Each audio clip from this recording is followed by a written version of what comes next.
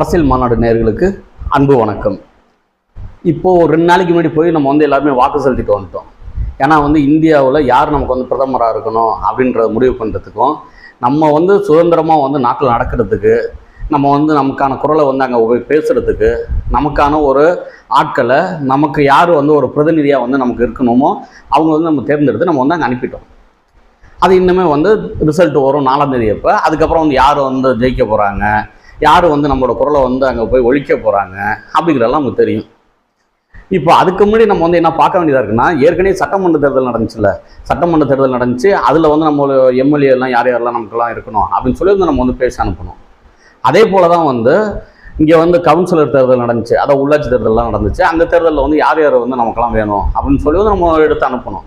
ஆனால் அவங்கெல்லாம் அந்தந்த வேலைகளை தெளிவாக செய்கிறாங்களா, நமக்காக தான் இருக்கிறாங்களா அப்படிங்கிறத நம்ம கொஞ்சம் சிந்திக்கக்கூடிய ஒரு சூழல் இருக்குது.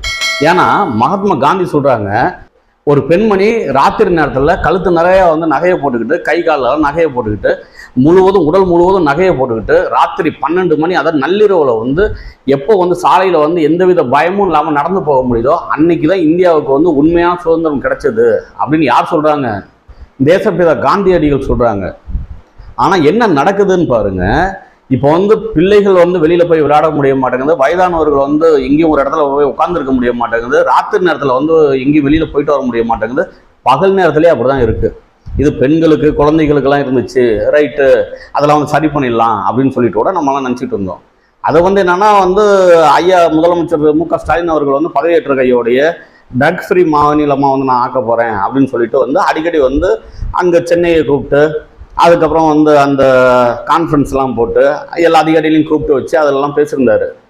இங்கே தமிழ்நாட்டில் போதைப் பொருளே இருக்கக்கூடாது, போதைப் பொருள் நடமாட்டம் இருக்கக்கூடாது அப்படின்னு சொல்லி பேசியிருந்தாங்க. அப்படி இருந்துச்சுன்னா நம்ம மிகப்பெரிய கடுமையான நடவடிக்கையெல்லாம் எடுப்போம்னா அவங்க சொல்லியிருந்தாங்க. ஆனால் என்ன நடக்குது அப்படின்னு பார்த்தீங்கன்னா, எல்லாம் சாராயம் குடிச்சானா வெளியில் தெரிஞ்சு போயிடுங்க. இவன் சாராயம் குடிச்சிருக்கான், அந்த நாத்தம் தெரியும், அவன் அவன் நடக்கிறதே ஒரு மாதிரி இருக்கும். இப்போ அதெல்லாம் மீறி என்னென்னமோ போதைப் பொருள்லாம் வந்துருச்சு, என்னங்கிறதே தெரியல வெளியில். அந்தளவுக்கு போதைப் பொருள்லாம் வந்துட்டு, அதுலேயும் இந்த கஞ்சாங்கிறது இப்போ அதிகமாக எல்லா இடத்துலையும் கிடைக்குது அப்படி தான் சொல்கிறாங்க. ஏன்னா கஞ்சா சாக்லேட்லாம் பிடிப்பட்டதுன்னு சொல்லி நேற்று செய்தியில் நம்ம பார்க்குறோம். இதெல்லாம் பார்க்கும்போது நம்ம எந்த இது மாதிரியான சமுதாயத்தில் நம்ம இருக்கிறோம், எந்த இடத்துல நம்ம பயணிச்சுட்டு இருக்கிறோம், யாரோட பயணிச்சுட்டு இருக்கிறோங்க தெரியல. ஏன்னா முன்னெல்லாம் ரவுடிங்கிறவன்லாம் ஒரு மறு வச்சுக்கிட்டு, ஆள் மீசையெல்லாம் வச்சுக்கிட்டு, ஒரு மாதிரி கையெல்லாம் மடிச்சு விட்டுக்கிட்டு, முடியெல்லாம் வேற ஒரு விதவிதமாக வெட்டிக்கிட்டு அப்போ தான் இருப்பான். ஆனால் இன்றைக்கி அப்பெல்லாம் இல்லையே, சின்ன சின்ன பையெல்லாம் இருக்கிறான். சின்ன பையன் நினச்சி பேச முடிய மாட்டேது. ஏன்னா அவன் தான் கஞ்சாலாம் குடிச்சிட்டு அவன் ஒரு மாதிரி இருக்கிறான். என்னங்க நீங்கள் போகிற போக்கில் சொல்லிட்டு போகிறீங்க அப்போல்லாம் நினைக்க வேண்டாம். நம்ம ஒவ்வொரு நாளும் நம்ம பார்க்குறோம் இல்லையா, நீங்கள் எல்லாருமே பார்க்குறீங்க, நானும் பார்க்குறேன். அதை பார்க்குறத நான் என்ன இப்படிலாம் நடக்குது அப்படின்னு சொல்லி எடுத்து பார்க்குறேன். ஆனால் நீங்கள் எப்படி பார்க்குறீங்கன்னா, செய்தி சில பேர் பார்த்துட்டு அப்படி கடந்து போயிடுறீங்க. யாருக்கோ ஒரு இடத்துல நடக்குதுங்க, நமக்கு என்னங்க அப்படின்னு சொல்லிட்டு. நம்ம என்ன நினைக்கிறோம், கட்சிக்கு நம்ம வாக்கு செலுத்தணும், எங்களோட ஐயா சொல்லிட்டாரு, எங்களோட முதலமைச்சர் சொல்லிட்டாரு, எங்களோட கட்சி தலைவர் சொல்லிட்டாரு, நாங்கள் அதுக்காக இதுக்கு வாக்கு செலுத்துறோம் அப்படின்னு சொல்கிறோம். ஆனால் அந்த முதலமைச்சர் காவல்துறை அதிகாரிகளை கூப்பிட்டு மீட்டிங் போட்டாங்க. மீட்டிங் போட்டு என்ன சொன்னாங்கன்னா, காவல்துறை அதிகாரிகள் முடிவு எடுத்துட்டாங்கன்னா அவங்க எல்லைக்கு உட்பட்ட பகுதியில் போதைப் பொருளுங்கிறது இருக்காது, அதெல்லாம் எல்லாத்தையும் ஒடிச்சிருவாங்க, யாருமே அதெல்லாம் விற்க முடியாத அளவுக்கு ஒடிச்சு முடிச்சு அவங்களோட கைகாலெல்லாம் எடுக்கிற அளவுக்கு எடுத்து இந்த கட்டுப்படுத்திடுவாங்க அப்படின்னு முதல்வர் மு.க. ஸ்டாலின் அவர்கள் மிகப்பெரிய ஒரு நம்பிக்கை ஏற்படுத்தினாங்க.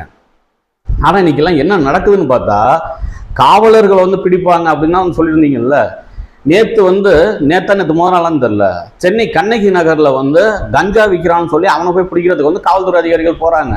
அது 2 பேர் தான் போயிருப்பாங்க போல இருக்கு. அந்த 2 பேரை அவங்க ஒரு 6-7 பேர் சேர்ந்துட்டு அடிக்கிறாங்க. அது எல்லா டிவிலையும் வருது. இதெல்லாம் பார்க்கும்போது நமக்கு என்ன தோணுதுன்னா, ஒன்று அதிகாரிகள் சரியில்லையா, இல்லை ஆட்சியாளர்கள் சரியில்லையா, இல்லை அங்கே பணம் கிடைச்சா போதும்னு சொல்லி அதிகாரிகளும் வாங்கிக்கிறாங்களா, ஆட்சியாளர்களும் வாங்கிக்கிறாங்களாங்கிறது தெரியலையே. ஏன்னா அந்த இடத்துல கஞ்சா அந்த பையன் விற்கிறாரு, அதாவது உமாபதினு பேர் சொன்னாங்க, அவர் விற்கிறாருன்னு சொல்லி பல தடவை பிடிச்சிருக்கிறாங்களாம். ஆனால் அந்த பல தடவை பிடிச்சப்பையும் சர்வசாரமாக விட்டுருவாங்களாம், மறுநாள் அது போல விட்டுறாங்களாம். இதை யார் கண்டனம் தெரிஞ்சிருக்காங்கன்னா, அன்புமணி ராமதாஸ் அவர்கள் அவர் ஒரு கண்டன அறிக்கையில சொல்லியிருக்கிறாரு. அதுக்கு அதே போல நம்ம முன்னாள் முதலமைச்சர் எடப்பாடி பழனிசாமி அவர்களும் சொல்றாங்க. இது பல கட்சி தலைவர்கள் கண்டிக்கிறாங்க. உண்மையிலேயே சமூகத்துக்கு மேல அக்கறை உள்ளவங்க பல பேர் கண்டிக்கிறாங்க. அங்கே அப்படி நடந்துச்சு, கஞ்சா வைக்கிறவரை பிடிக்க போனப்போ அவங்க காவல்துறையை அடிக்கிறாங்க, எல்லா டிவிலையும் வருது. பார்க்குறவங்க என்னங்க நினைப்பான், ஏற்கனவே நம்ம என்ன சொல்லிட்டு இருக்கிறோம், இங்கே வந்து ஸ்காட்லாந்துக்கு நிகரான காவல்துறை நம்ம வந்து பேசிகிட்டு இருக்கிறோம். ஆனால் கஞ்சாக்காரன்ட்டு அடி வாங்கிட்டு வந்தா, கஞ்சா விற்கிறவன்ட்டு அடி வாங்கிட்டு வந்தா வெளியில் பார்க்குறவனா நினைப்பான். அந்த காவல்துறை வந்து யாரோட கட்டுப்பாட்டில் இருக்குது? ஐயா மு.க. ஸ்டாலின் அவர்களோட கட்டுப்பாட்டில் இருக்குது. ஏன்னா முதலமைச்சரோட கட்டுப்பாட்டில் தான் காவல்துறை இருக்குது. அவரோட காவல்துறையை வந்து ஒருத்தன் வந்து இந்த ரவுடி பையனாட்டம் வந்து சமூக விரோதியாட்டம் கஞ்சா விற்கிறவன் அடிக்கிறான்னா அது வந்து இவருக்கு வந்து மிகப்பெரிய ஒரு இழுக்கு இல்லையா? இதை வந்து எப்போ வந்து உணர போகிறாங்க? கட்சிக்காரர்கள் என்னைக்கு உணர போகிறாங்க? இது எப்படி வந்து தடுக்க போகிறாங்க? இது வந்து அவருக்கு மட்டும் கடமை இல்லை, எனக்கும் அதுக்கு உண்டான கடமை இருக்குது, நமக்கும் அதுக்கு உண்டான கடமை இருக்குங்கிறதுனால தான் நம்ம இந்த பதிவை நம்ம போடுறோம். ஏன்னா உடனடியாக தீவிரமான நடவடிக்கை எடுக்கணும். இது வந்து அசால்ட்டாலாம் இருந்துட முடியாது. இல்லை எங்கெங்க விஷயங்கள் நடக்குது பார்த்தீங்கன்னா எல்லா இடத்துலையுமே வந்து போதை தான் வந்து மிகப்பெரிய ஒரு கொடுமையான ஒரு நிகழ்வாகவே இருக்குது. அது மூலியமாக தான் பல குற்றச்சம்பவங்களும் நடக்குது. இங்கே ஒரு 2 நாள், ஆமாம் 17ஆம் தேதி போல் பார்த்தீங்கன்னா திண்டுக்கல்ல சானார்பட்டிங்கிற ஒரு கிராமம், அந்த ஊரில் வந்து 2 பேர் குடிச்சிட்டு அடிச்சுக்கிட்டு இருக்கும்போது அந்த முருகனுங்கிறவரை இன்னொருத்தன் குடிச்சவங்க வந்து அடிச்சு கொண்டு விடுறான். கொலை வழக்கு வந்து பதியப்படுது. அங்கே என்னன்னு பார்த்தீங்கன்னா டாஸ்மாக் சரக்குன்றாங்க. 17ஆம் தேதியெல்லாம் கடை லீவு அப்படின்னாங்க. ஆனால் அந்த டாஸ்மாக் கடைகிட்ட தான் வந்து இந்த பிரச்சனை நடந்துச்சு அப்படின்னு சொல்லி செய்தியில் வருது. அப்போ இதெல்லாம் பார்க்கும்போது நம்ம வந்து வெளியில் எங்கேயும் போகிறதா, இல்லை போகாமல் இருக்கிறதா, இல்லை நம்ம பிள்ளைகள்லாம் வெளியில் போகிறதா என்னன்னே தெரில. சரி, இதெல்லாம் வந்து முடிகிறதுக்குள்ள என்னடான்னு பார்த்தா நேற்று இந்த கும்பகோணம் பக்கத்தில் வந்து பாலக்கரைன்னு ஒரு பகுதி இருக்கு பாருங்க. அந்த பாலக்கரை பகுதியில் அந்த பையனுக்கு வந்து நடுப்புற வந்து வண்டி நிப்பாட்டிட்டு பேசிட்டு இருந்திருப்பாங்க போல இருக்கு. அது வந்து ஏதோ அந்த கஞ்சா போதையில் இருந்திருப்பாங்க போல இருக்கு, ஏதோ ஒரு போதையில் இருந்திருக்கிறாங்க. அந்த டிரைவர், அரசு போக்குவரத்து டிரைவர் வந்தவர் கொஞ்சம் ஓரமாக நில்லுங்க அப்படின்னு சொல்லியிருக்கிறாரு. நில்லுங்கன்னு சொன்னதில் உங்களுக்கு என்ன ஆயிடுச்சுன்னு தெரியல, போட்டு அந்த அடி அடிக்கிறாங்க. ஒரு மனித மனமே இல்லாமல். ஏன்னா அந்த மூளை மலங்கிடும்ல இருக்குங்க.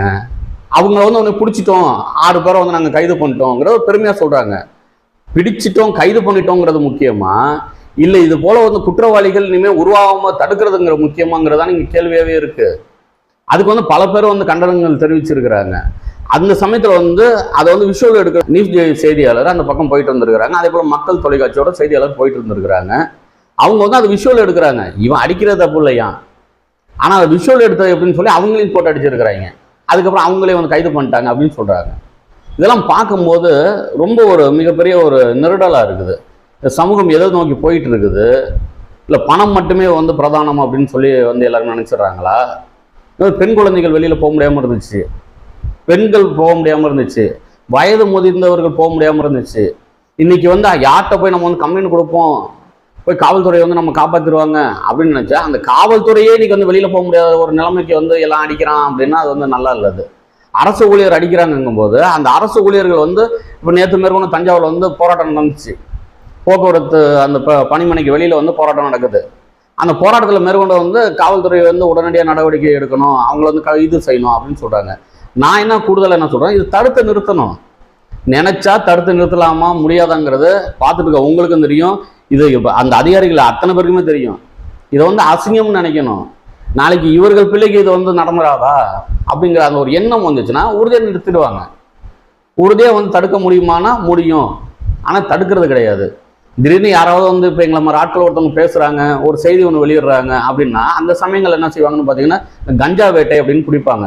ஒரு 500 பேர் 1000 பேர் திருப்பி பார்த்தீங்கன்னா அது என்னைக்கு வெளியில் வரான் என்னன்னே தெரியாது. இப்போ பாருங்கள், நம்ம வந்து ஜாஃபர் சாதிக்குங்கிறவன் தான் போதைப் பொருளில் வந்து மிகப்பெரிய ஒரு 2000 கோடி ரூபாய்க்கு மேலே வந்து கடத்தி விற்றான். அவனுக்கு வந்து திமுகவில் பொறுப்பு கொடுத்துருந்தாங்கிறத நம்ம படிச்சிருந்தோம்ல. அப்போ இதெல்லாம் வந்து நம்ம வந்து மிகப்பெரிய ஒரு அசிங்கமாக நினைக்கிறோம். இதை வந்து பார்க்குறவங்க என்ன செய்யணும்னு பார்த்தீங்கன்னா இதை வந்து ஒரு முன்னெடுத்து வெளியில் எல்லாத்தையும் சொல்லி இதை வந்து நிறுத்துறதுக்கு உண்டான வேலைகள் நம்ம வந்து பார்க்கணும். நம்ம வந்து டெல்லியில் யார் ஆளணும், நமக்காக யார் போய் பேசணும், அதெல்லாம் சரி. ஆனால் இப்போ நம்ம பேசாமல் இப்போ மட்டும் நம்ம வந்து நல்லா வாழ்ந்துட்டு இருக்கோமா என்ன?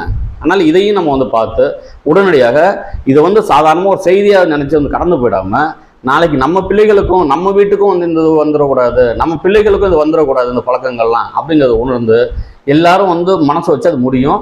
உறுதியாக சொல்கிறேன், ஐயா முதலமைச்சர் சொன்ன அதே மொழியில் சொல்கிறேன், காவலர்கள் நினச்சா உடனடியாக வந்து இதெல்லாம் தடுக்க முடியும். அந்த காவலர்களோட கை வந்து கட்டப்பட்டிருக்குதா அப்படிங்கிறத நம்மளோட கேள்விக்குறியாக இருக்குது. இதை வந்து தொடராமல் இருக்கணுங்கிறத நான் வந்து வேண்டிக்கிறேன். அதே போல் நீங்கள் பார்க்குறவங்களும் யார் யார்கிட்டலாம் சொல்ல முடியுமோ சொல்லி இதை வந்து தடுத்து நிறுத்தணுன்றான்னு வேலையை பாருங்கள்.